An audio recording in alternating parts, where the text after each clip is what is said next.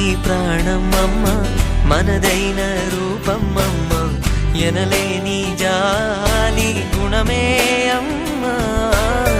నడిపించే దీపం అమ్మ, కరుణించే కోపం అమ్మ, వరమిచ్చే తీపి శాపం అమ్మ. నాయాలి అమ్మగా అవుతుండగా జోలాలి పాడన కమ్మగా కమ్మగా. పెదవే పలికిన మాటల్లోనే తీయని మాటే అమ్మ, కదిలేదే